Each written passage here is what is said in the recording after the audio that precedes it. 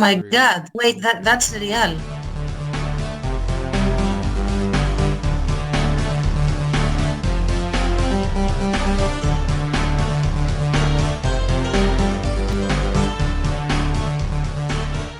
Hi guys, and welcome to the QUACKCAST. This is the Drunk Duck QUACKCAST, and we're on QUACKCAST number 465. I'm Ozone Ocean, and with me is Baines and Tance. Hi guys. Hello. Hello. This week we're talking about planning your comic versus going by the seat of your trousers. Seat of your pants, seat of your slacks, as Baines said. Your tracky dacks. So the idea is that, you can plan all your story out and have a good idea of how it's going to end, major plot points, all that kind of stuff. Or you can just go page to page. Or you can do a mixture of those things. And I think that's what a lot of us tend to do. We sort of, veer towards one more than the other. So a bit more planning or a bit more improvisation. That's sort of the way you're sort of talking about, isn't it, Baines? We're on a spectrum. Yeah, I would say everyone is sort of somewhere in between the two extremes. Maybe Exactly. A few outliers that are more extreme one way or the other, but yeah. All right, and before we do that, I gotta mention the featured comic. The featured comic this week was a comic that I featured, and it was also a comic that Tance recommended to me to feature last year. Tance, did you remember that? Tance, you there? All right, Tance is not here at the moment, but yes, she recommended me to feature this comic. It's called The Second Crimean War, and I'm going to tell you about that now. Hello, I'm Ozone Ocean, and my feature for the week was The Second Crimean War. It's 1995. The fall of the Soviet Union has gone hard for its former states, particularly Ukraine, which has partially collapsed into anarchy. This is the story of a young person with a shotgun struggling to survive the harsh winter alone in the snow, hiding from fellow humans in the forest, and maybe, slowly, making a friend? This is a realistic story of survival and war with a nice sprinkling of humour throughout. It's set in an alternate version of the 1990s, because the Ukraine didn't end like this back then, but coincidentally, it's sort of ending up like this now. The art is sketchy line work, but as you can see from the nice cover art, this is older work and will improve as the comic goes on. The story is war, action, adventure. The lead character's struggles and observations will keep you compelled and wanting more. And the title, even in itself, is quite intriguing. The Second Crimean War. For those who don't know, the Crimean War was a war fought between Russia and the Ottoman Empire with the support of Great Britain, Sardinia, and France in about 1853 to 1856. So it was a big war with Russia. Crimea is a sort of a region in the Black Sea, I think. There's a little island there, which is used to be one of Russia's main ports, and still is again. But that was because it's the only route for Russia to get to the Mediterranean, so that's why it was very, very important for Russia to have this port for its navy, because Russia has an empire which spans half the globe, all the way, well, it did have an empire, all the way from the Pacific, and there was no route into the Atlantic or anything like that, except from the Mediterranean. And because Russia is on Asia, so they had to get through the Black Sea, going down through past Turkey and Greece, and then into the Mediterranean, and then out into the Atlantic from there. So that's why it's very important. And yeah, so there was a war around that region. Anyway, and that was why there's this whole big thing with Ukraine now, because of the Crimea and this contested place. So in this comic, yeah, there's a war again in this region, but it happened in the 1990s rather than as what happened now, just a couple of years ago. So this was during the fall of the Soviet Union. Okay, so it's a rather intriguing comic, and it's not really, you don't really view it from a top-down perspective for it. So, looking at it as a general or the press would view it, this is all from the view of this one person in the snow struggling to survive. The story reminds me of, say, if you've ever read Rogue Male, which is a story about this man who is just sort of surviving by himself in the countryside in Britain. He's on the run from the Nazi foreign service or something like that. Anyway, this sort of reminds me of that. This person is sort of struggling to survive in the forest and by hunting squirrels and things in the winter in Ukraine. I like it. I hope you enjoy it too. It's a fantastic comic, and it's by The Doodler, and it's rated T. And that was our featured comic, The Second Crimean War. All right. After that, we're talking about the featured music. Gummels has given us a theme to a little funny little comic called the Dozer Manifesto. Dozer, which is about the famous case of the so-called Kill Dozer. I'll let you look that up online on Wikipedia or wherever else, and also the comic on Drunk Duck, which is called Dozer Manifesto. All right, so this music is Start Your Engine, the sound of the powerful diesel motor as it comes to life. You can smell the fumes. Dry, dusty, industrial, rocky. The guitar thrums with a mechanical rhythm, hot and fast. So take it away, Gum Wallace, with Dozer Manifesto.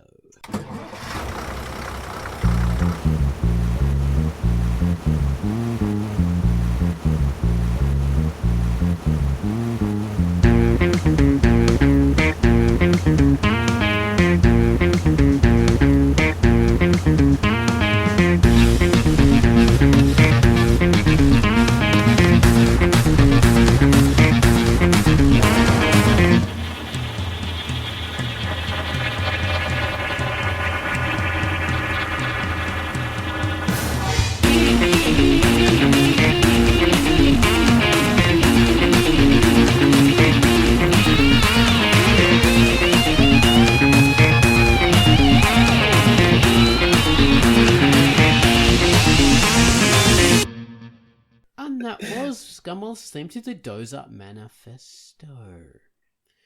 Alright, so after that we're talking about flying by the seat of your pants, or planning. So this is interesting. Like as Bane says, we are usually on a bit of a spectrum on this, and we sort of veer a bit closer to one side than the other, but we don't go completely over there. I mean, I know for Pinky TA, even at the moment, I have plotted out the current chapter, and I've written like a short synopsis of what happens in each page, but I don't write the dialogue for each page, and I don't write every single thing that happens in the page. I just have a synopsis of how the story goes, and I have the ending written out. So it's this is veering more towards the planning, but it's not completely planned out for the comic. I still got to decide what the images are going to be and what people are actually saying to each other, how things look and all that kind of stuff. But that is more of a planned approach from me. Mm-hmm.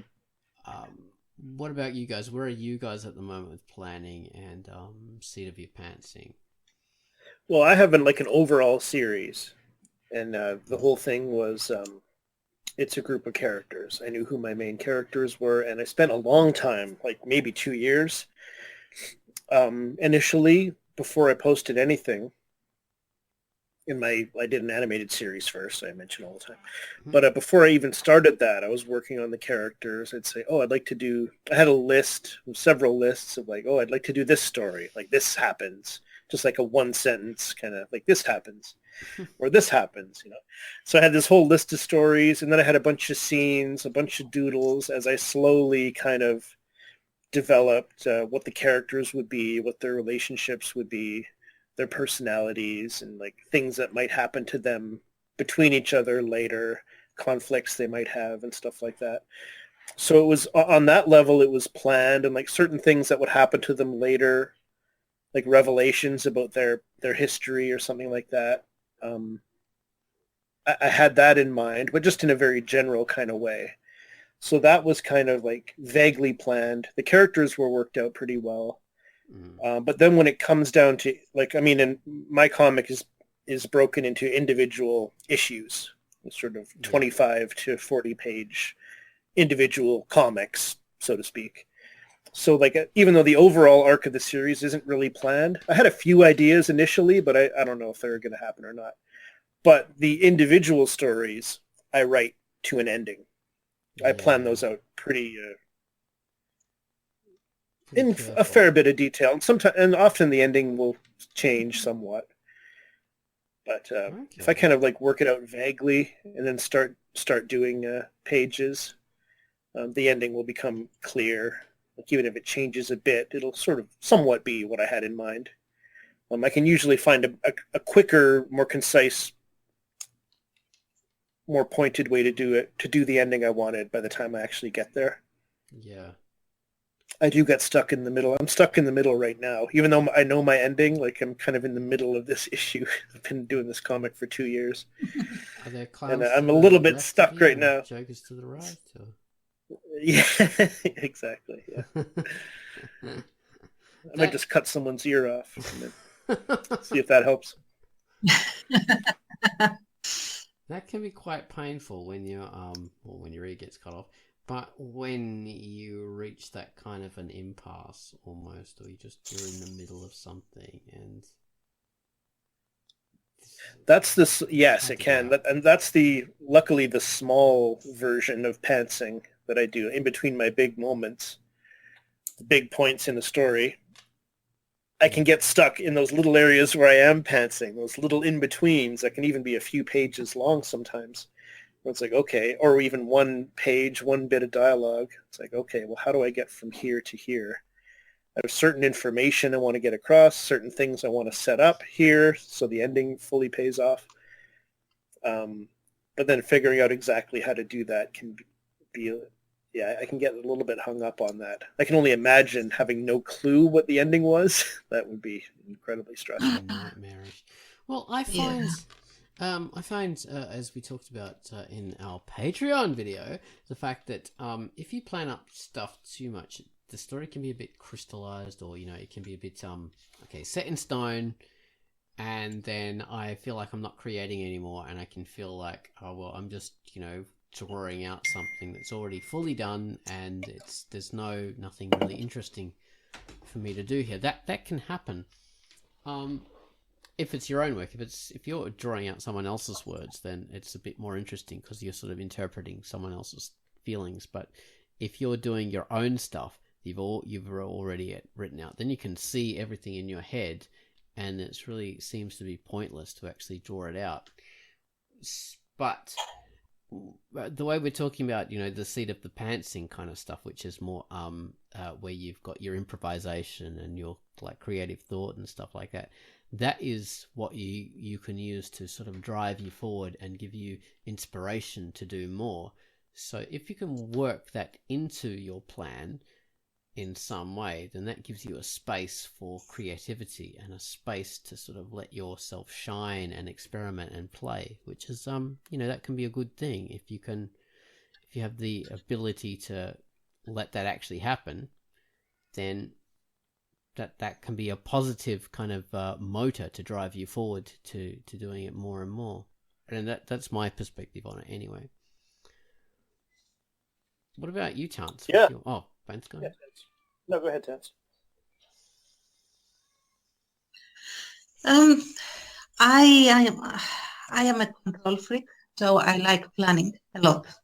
However, it depends on the approach that you take on your own story, in the sense that if you feel that if you have planned everything down to a letter, then the story basically has been said and you're just working on an artifact, then I guess don't do it that way. Otherwise, just revealing what you know is there little by little could be a little bit like a striptease. So it's going to be thrilling in a sense. So you might know where it's going, but nobody else does. So you are sort of slowly revealing the goods in a sense. And that can be very exciting, especially if you have an audience and things like that. So that that's one approach. Usually what I do is I plan the stages, like every stage of the story is planned in terms of status quo. We have to start from here and end up here in this situation. Like the characters must have managed to do this or to achieve this. I don't really plan completely how they get there, because I know that if I do that, they will divert. They're basically like quarks, or I don't know, I don't know quantum physics, but the moment that you tell them you should do this, they do something completely different. So I don't exactly do that anymore. But the idea is that I know where each chapter, for example, especially in Without Moonlight, where each chapter has to end, what must have happened by then. But how this occurs, sometimes I don't really know, and often I might even sort of wonder, like, how is this going to happen? But it does eventually. So that's my flying by the seat of my pants part.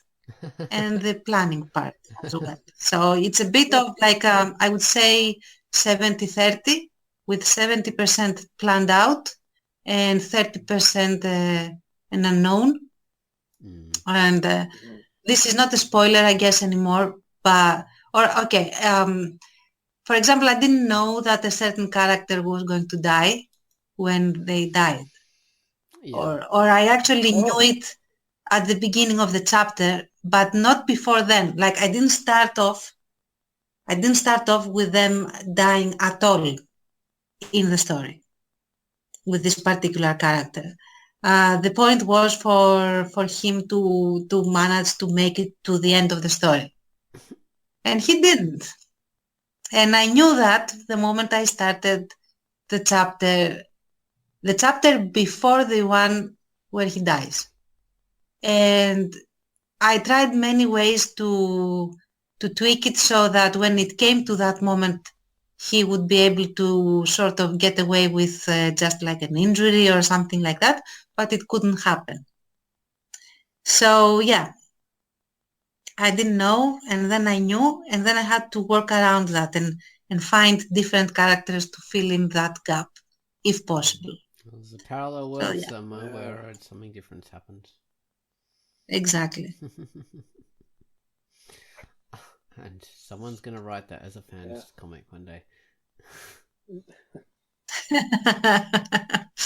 Oh, please do that. I would like to see that character alive still. So. And it will be retconned into the story.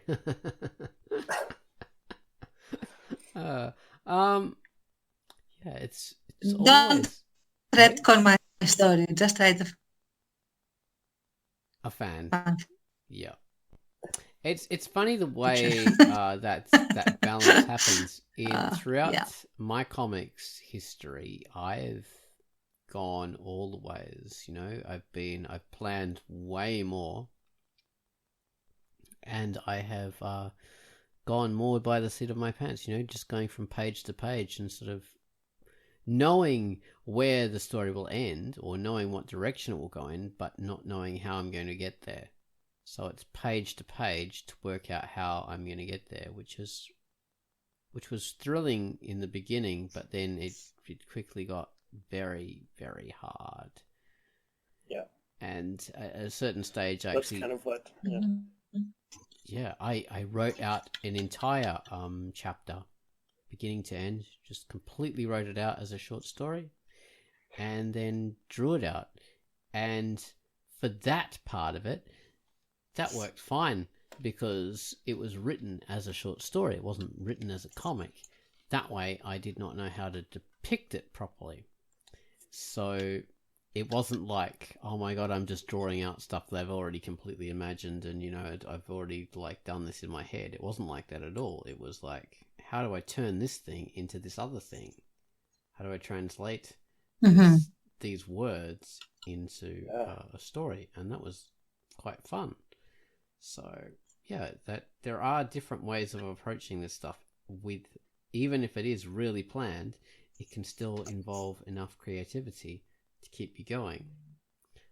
I think where you run into trouble, where I've run into trouble, is when you decide to go, okay, panel 1, this happens. Panel 2, that happens. Panel 3, and just go on that way.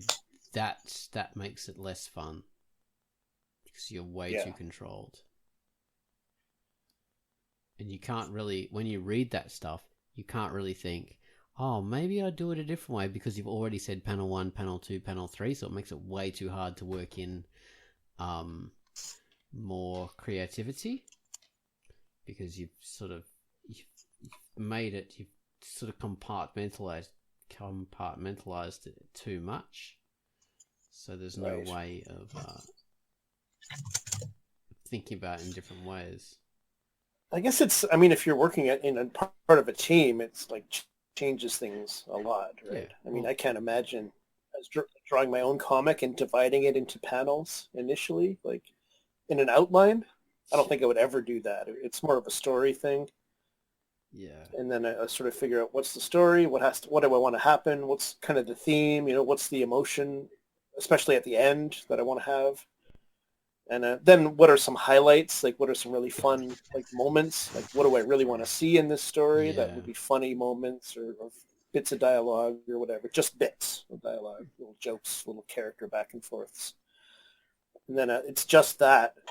And then when I get into doing the pages, that's when it's like, okay, how many panels? What does it look like? How much of the story will happen on this page? I have no idea, you know. Yeah. You kind of just like, how much will fit? It's just like, and then I kind of do the you know, the art, the panel choice, and the dialogue kind of like all together, and that's fun. And so when you say doing it as part of a team, it's like an amazingly different sort of paradigm. Working like with two people team, or like with a multi-person team. You know, like, you know, when you have pro comics, you've got pencilers, inkers, letterers, colorists. You have, you know, separate writers and all that kind of stuff. Everything's separate. And when it comes to that, it's not about, you don't need that kind of improvisation and seat of your pants stuff to drive you, because that's just, it becomes a job, and your job is this, and that is way easier to do, to work on a pro comic like that. Because although you maybe you have to have a huge page rate to do, it's a lot easier to do when you've only got a small part of that to do. Because it's not like the actual physical work of, okay, I have to like write this down and then draw this comic. That's the hard thing. What I find the hardest part of comic making or doing creative projects is actually switching between the different things and changing the mental gears. So now I'm a writer, now I'm a penciler, now I'm an inker, now I'm a colorist, all that kind of stuff. That is very different ways of thinking and working, and to factor that all into work, it's changing your mental gears in order to be able to do that kind of stuff takes a lot of effort and work, and that slows you down massively. Whereas if you only had one job to do, that's way easier. Right. Like if I had to like ink 30 pages. It also adds a different level of thrill, because, for example, for Brave Resistance, where I wrote, I have written out the entire script. It's written out so that Bitface can turn it into pages, basically, and do all the pencils and layouts and stuff. I don't really know how much of it's of the part of the script is going to be on each page, and I don't know how it is going to be illustrated at all. So for me, it's like seeing a work of art, an interpretation of what I have already written. So, Yeah. and I'm very grateful because she really jives and she is in the same headspace as I am. So I trust that what I will see is going to basically amaze me, and it does every time. She has we share the vision, and I think that when that happens, then you don't need to sort of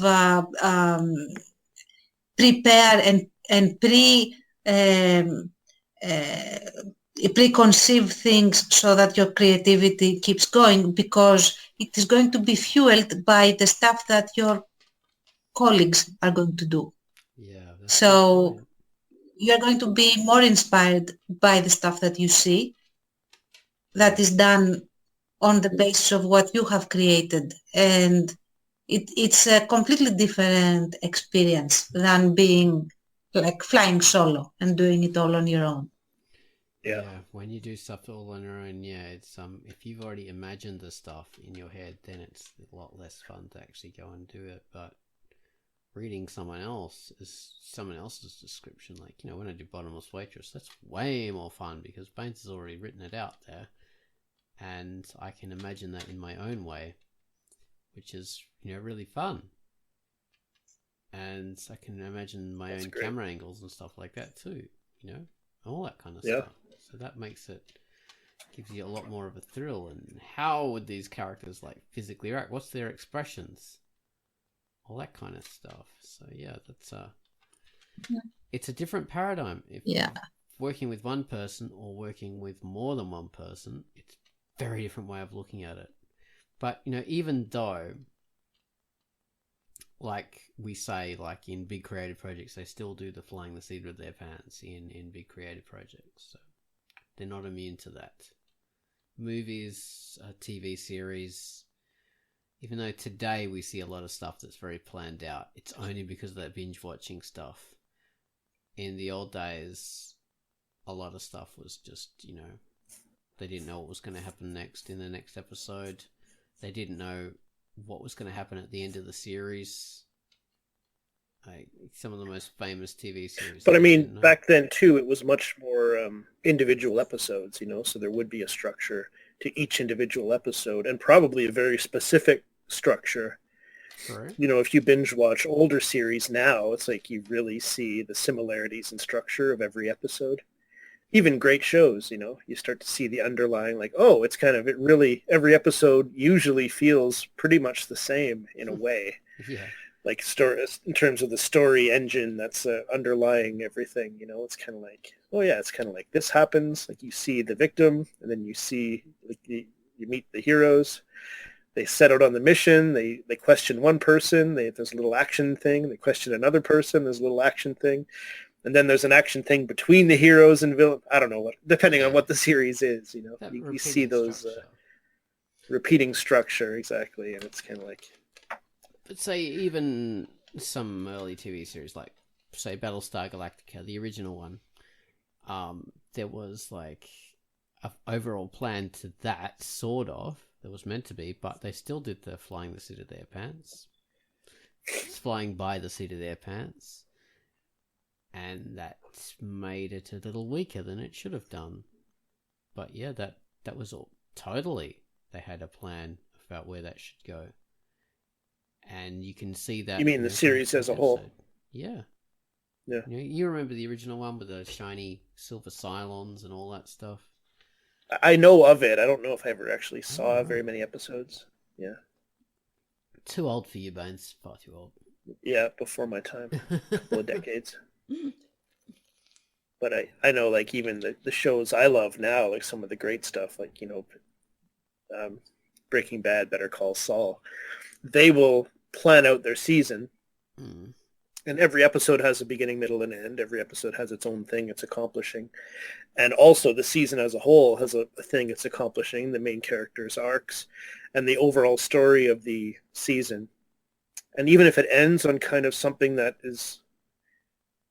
raises a lot of questions, they don't plan the answers. Oh, really? Which is very courageous, in my opinion. Like, they'll have this big moment at the end, and they won't have the questions answered of like either how do the characters get out of this, or why does the character want this? What are they going to do with this? I'm thinking of something specific, so maybe I'm talking, maybe I'm not putting it great, but it's kind of like, what is the reasoning behind this, or like, where does this lead basically next season? They won't know. And then they'll have to dig in and figure it out. So that's pretty neat.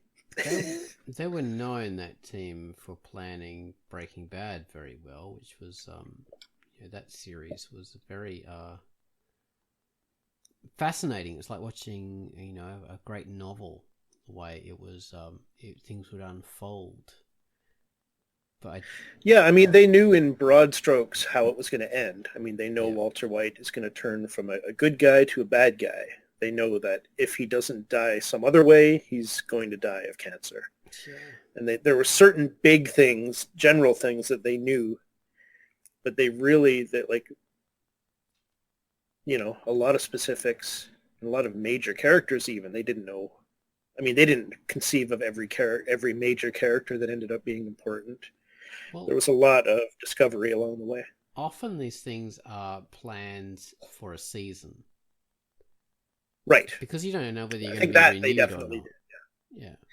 Yeah. So that was a big thing in TV writing. You just don't know how long you're going to be renewed. Even if someone says, okay, this is a 4-season deal, they still don't really know, and you can only do so much work. So they write for 1 season, and they sort of have a broad idea of maybe what happens in another season. Or, whatever. But rarely do they actually think, okay, and it's going to be an 8-season deal, 8-season thing, and I'm just going to finish off there. Yeah. Okay. So yeah, that's usually what they do. So yeah, because it can bite you in the ass. Pardon me. Say something like this great series that I love, sci-fi series, Farscape. Loved it. So cool. It just got better and better and better. They'd had a sort of a plan for like 5 seasons at least, and they knew where that was going to go, but they weren't renewed for their 5th season, and the show finished on a cliffhanger at the end of the 4th season. Oh man. And this is a massive cliffhanger, and they weren't renewed, and the fans were just, oh my god, what the hell happens to these characters? What the hell happens?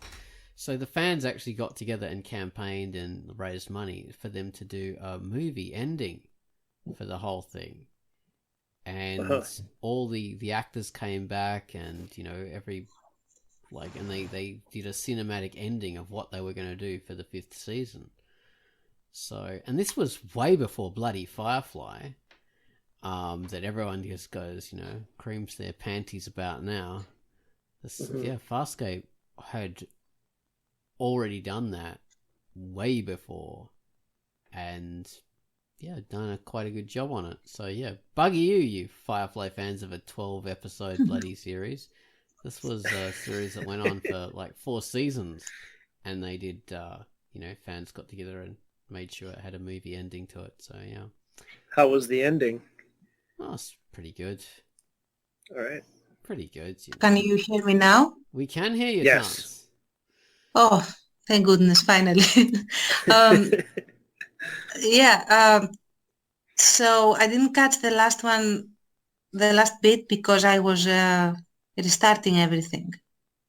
But the flying by the seat of your pants for things like a whole series and stuff is at best a double-edged sword. I don't know if you have covered this, so stop me if you have.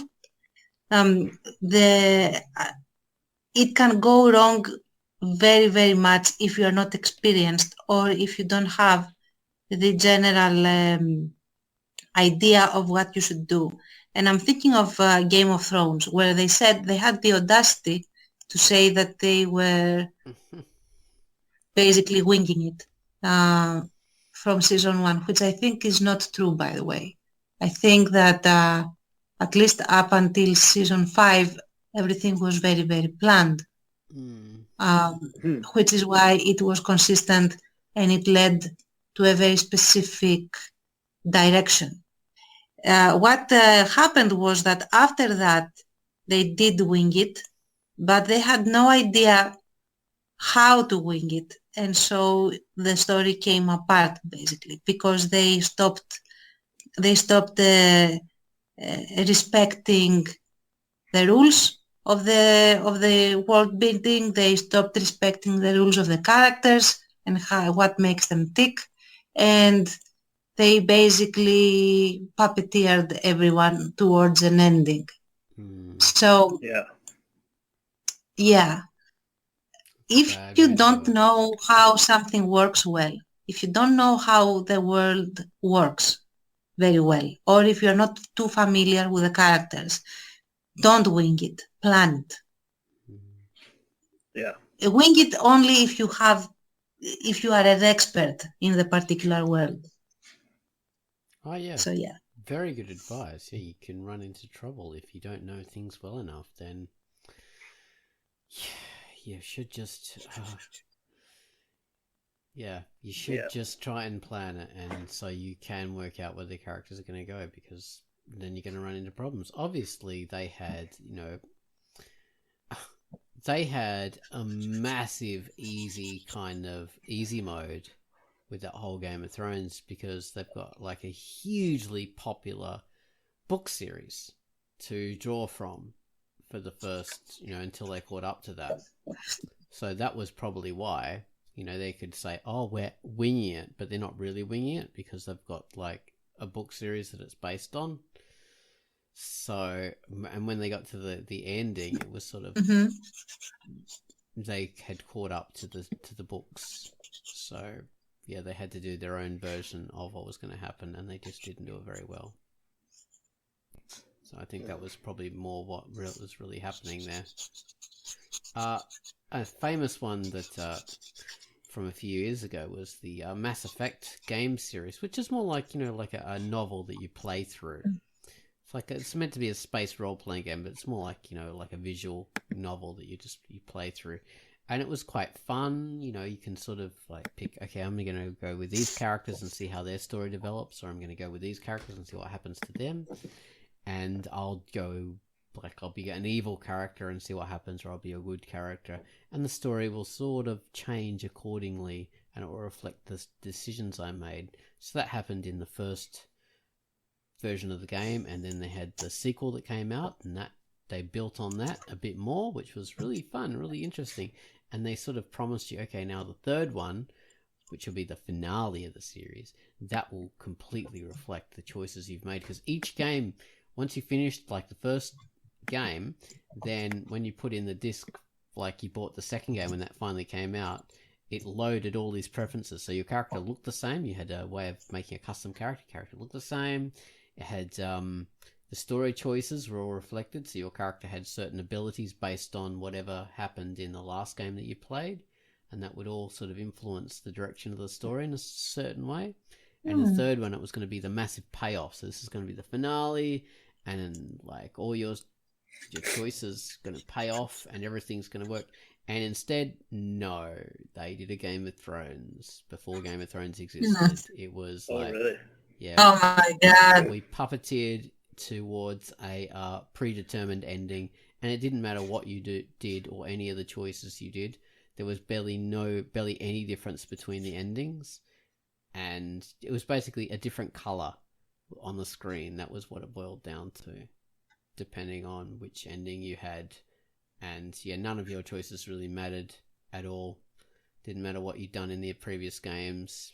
It was just, this game only, and it was really disappointing. So yeah,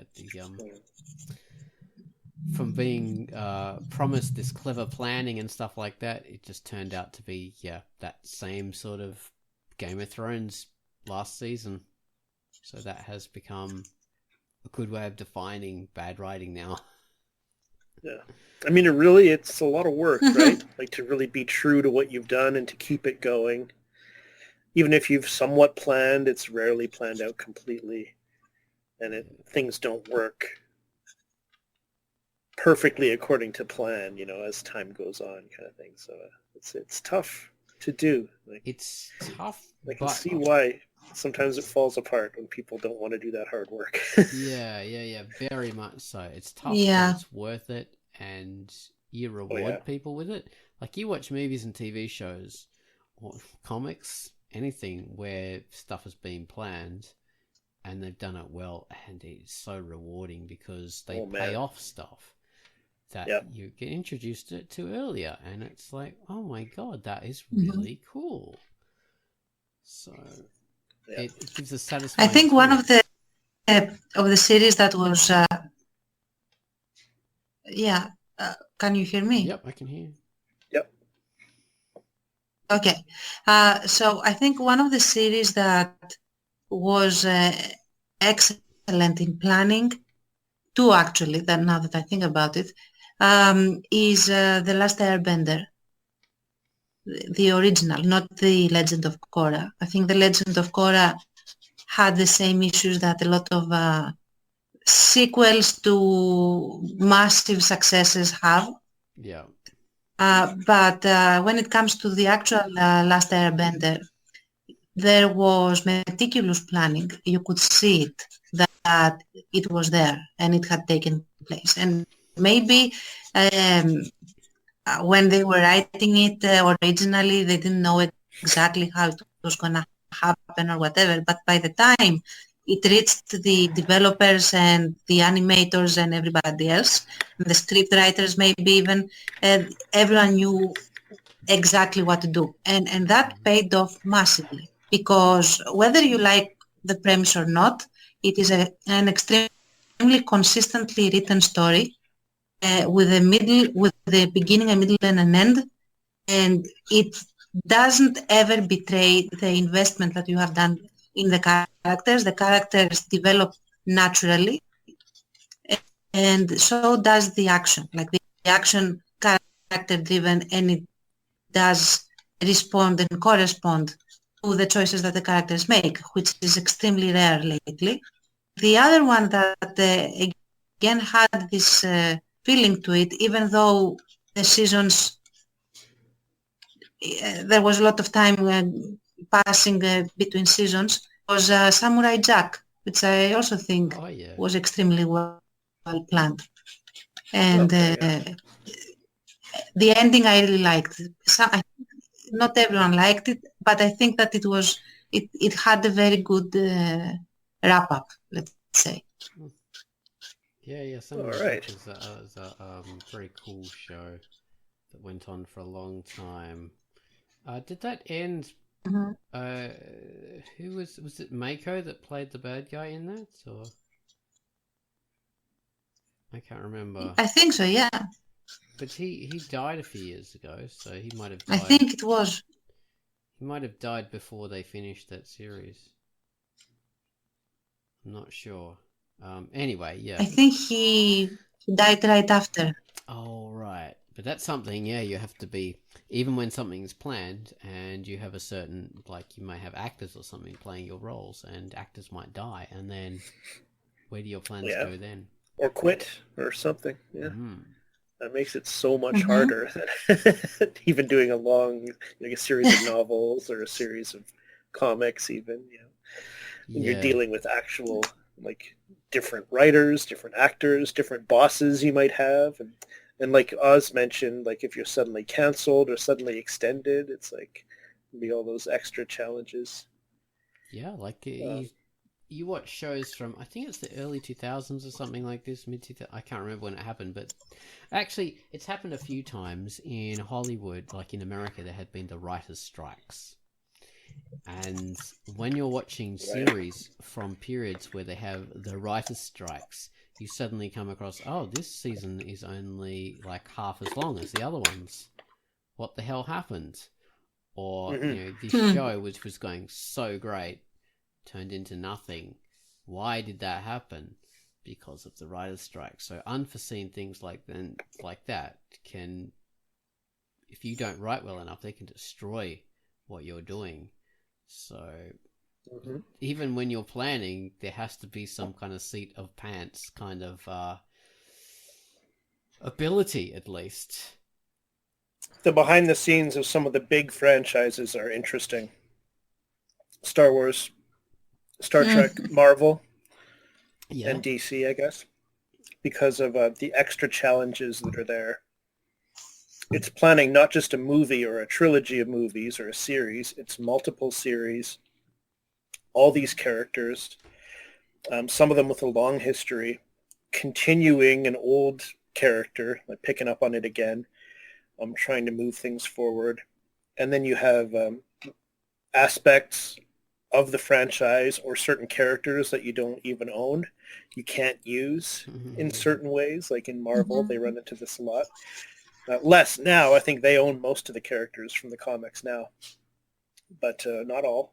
There's certain things you can't do, and very interesting challenges. I'm especially interested to see, well, maybe not to see the movies anymore so much, but to hear about what Marvel is doing, planning their next phase of how they're going to integrate their new characters that they now own, X-Men, Fantastic Four, and also how they're going to, sort of develop their next arc with all these movies over the next few years. It's got to be just a mind-boggling undertaking to try and do it well and have it hang together. Very wanting to so. Not just doing a webcomic that pleases your niche or whatever, but trying to be a crowd pleaser for the majority of people. Like, my God, what an undertaking. Especially if you move away from the great comics too much and go into the sort of, maybe the decades of Marvel comics that aren't as good. It's like, be careful with that. That's my only advice. You got a lot of great comics. Maybe take another look at those before you move into the 2000s Marvel comics, which are, some say not quite as good.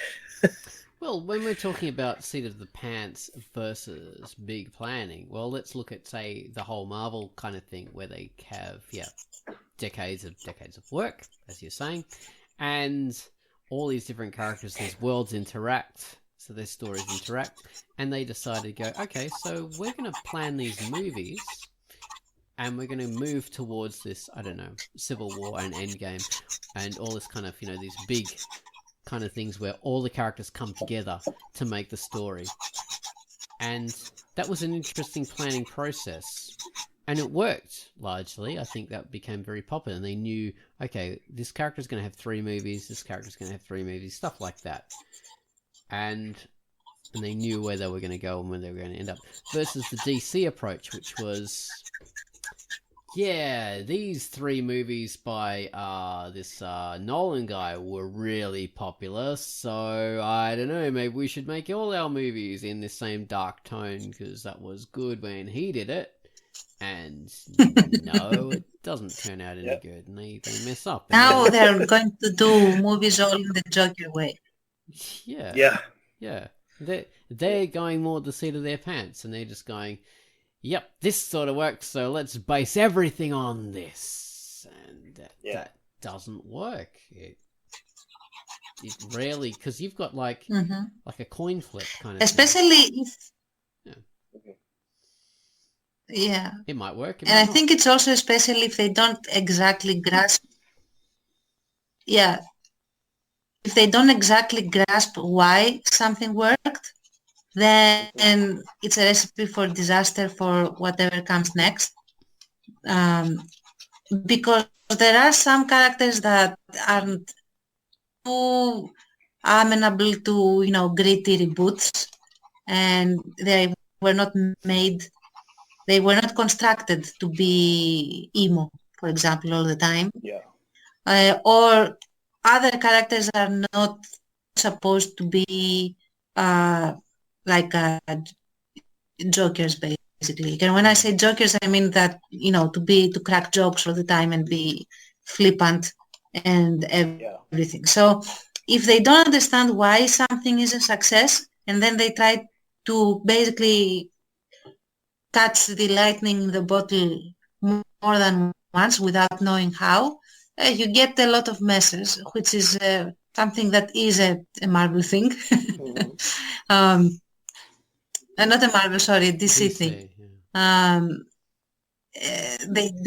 They do get a lot of messes, but I actually prefer them in the sense that they are unpredictable enough that they can, among the mess, crank out a couple of movies that are very unique and likely, trendsetters. Yeah, that's a good point. That's a good point. Yeah. Yeah, but it's a dangerous approach, and you flip a coin, and you're going to have a lot of failures and maybe some successes, but you can't predict that, and you can't. It's bad for a company to do that because, well, for a film company, because you're wasting hundreds of millions of dollars, so you're putting a lot at risk. It's easy to say that though, because even the Marvel approach wasn't a guaranteed success until it was, and then once they build on that success, they could keep on building on it. So it wasn't a success before it was done. It was based on the success of that Favreau Iron Man film, and once that was done, then they could build on it. Then they could make it grow, and then they had enough courage to stick with it. Which is another thing about planning, having the courage to stick with your plan and to see it through to the end, which a lot of us don't.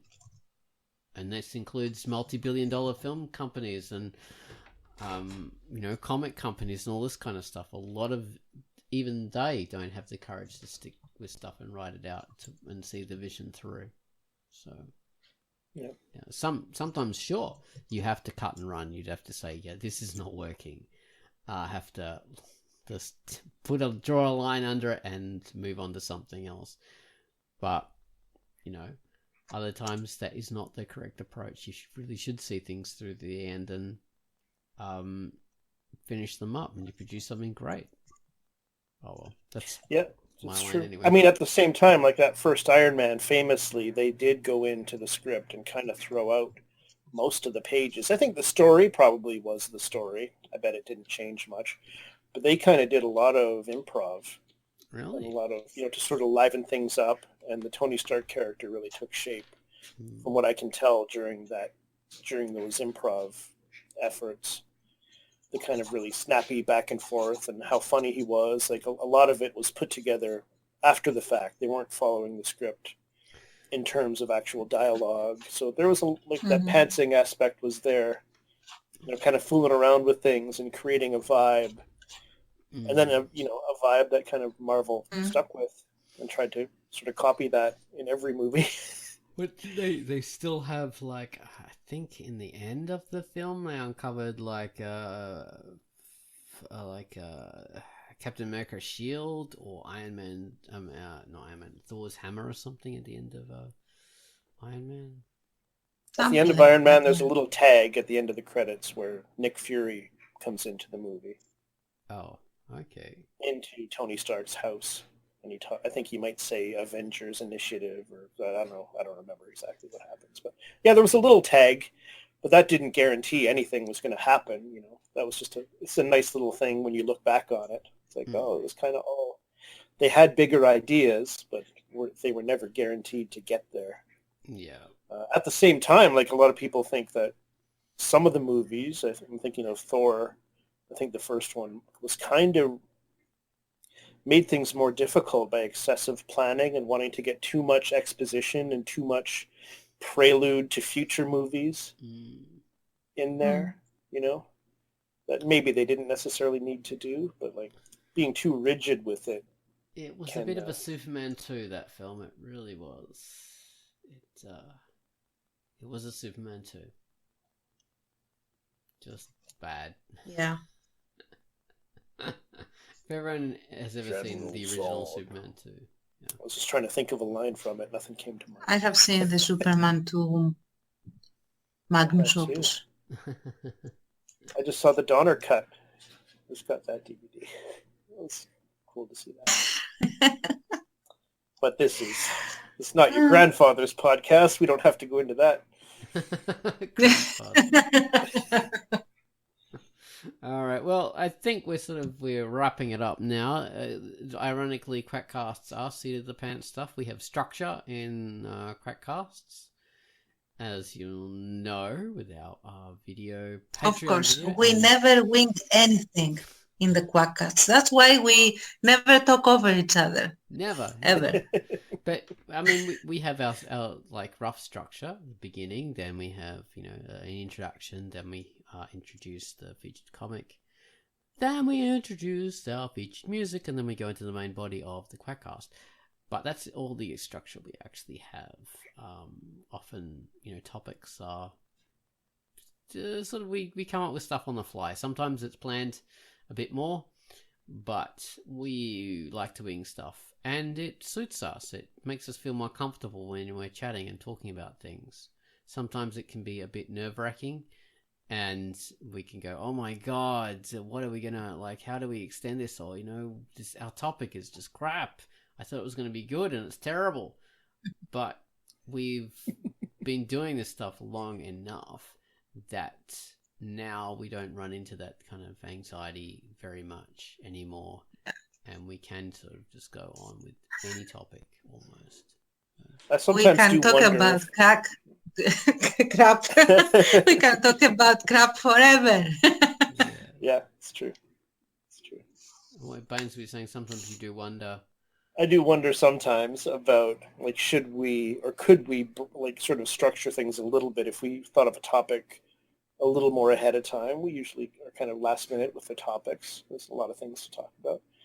But if we thought about it ahead of time, we could sort of have a rough structure of what areas is something to talk about. I've wondered if that could benefit us somehow. But not every topic breaks down that way. The topics we talk about are so different.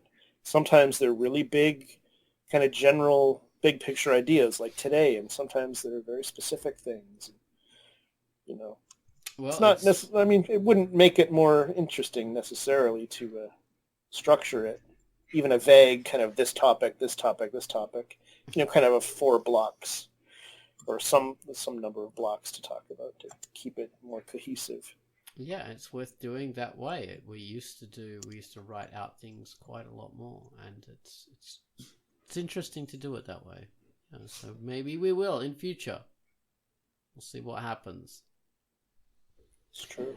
All right. Bye-bye, everyone. This has been QUACKCAST number 465? 66?